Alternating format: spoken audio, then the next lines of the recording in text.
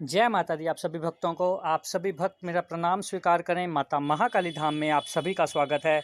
आप सभी भक्त जो भी ये वीडियो देख सुन रहे हैं, उनके ऊपर माँ काली हमेशा अपना वरदमय हस्त बनाए रखे, हमेशा अपनी कृपा दृष्टि बनाए रखे। आप सबका मंगल हो, सबका कल्याण हो, आपके सभी अच्छे संकल्पों की पूर्ति हो। जय माता दी। आज हम बात करेंगे एक बहुत ही गुप्त विषय कि कौन चुराता है आपके मंत्रों को, कौन आपकी भक्ति को चुराता है, या कोई चुरा भी सकता है या नहीं। तो जितना भी आप मंत्र जाप करते हो, बहुत सारे लोग बोलते हैं आपको कि आपको ऐसा नहीं करना चाहिए, लॉक लगा के रखना चाहिए, ये करना चाहिए, वो करना चाहिए, क्योंकि आपकी भक्ति को चुरा सकता है, आपके मंत्रों को कोई बंधन कर सकता है। तो यहाँ पर एक बात मैं आपको बताना चाहता हूँ कि बंधन सिद्धियों को लगते हैं, शक्ति कोई नहीं बांध सकता। याद रखिएगा, जो आपने सिद्धि कमाई होगी ना, मंत्र से प्राप्त की होगी, या जो आपने दूत अर्जित किए होंगे, दूत बंध जाते हैं। जो आपको दूत मिलते होते हैं, कृपा कभी नहीं बंधती।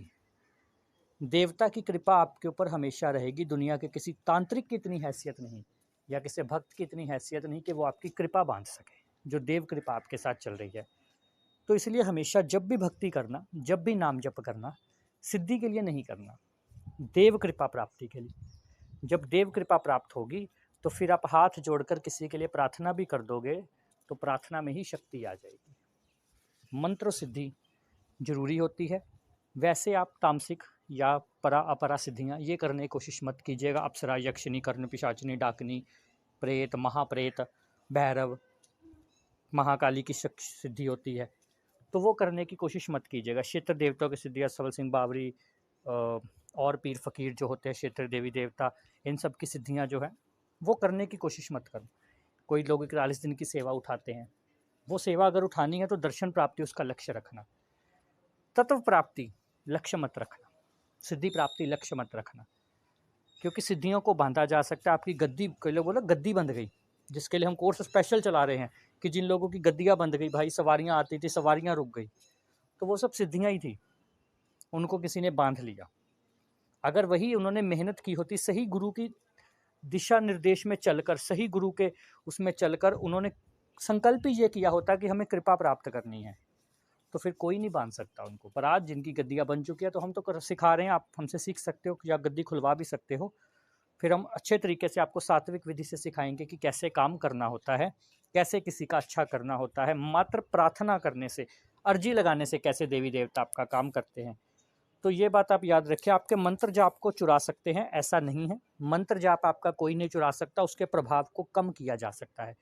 जैसे अगर आपने 1.25 लाख मंत्र जाप किया है, तो एक परसेंटेज के हिसाब से आपको 100% उसका फल मिलना था 1.25 लाख का।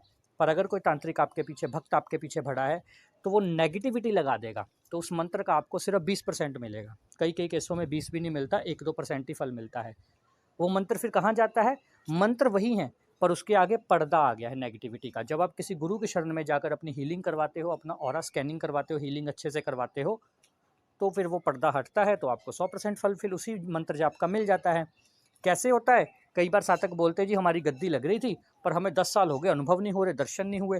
फिर जैसे ही मलिनता हटती है, उसी रात उनको दर्शन हो जाते हैं।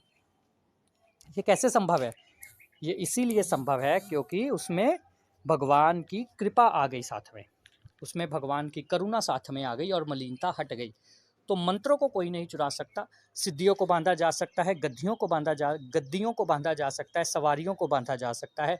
देव कृपा को कभी नहीं बांधा जा सकता। इसलिए अपने लक्ष्य अच्छे रखो और हमेशा देव कृपा की तरफ रहो। माता रानी आपका कल्याण करे। आप सबके मंगल भविष्य की कामना के साथ जय माता दी, जय माता दी, जय माता दी।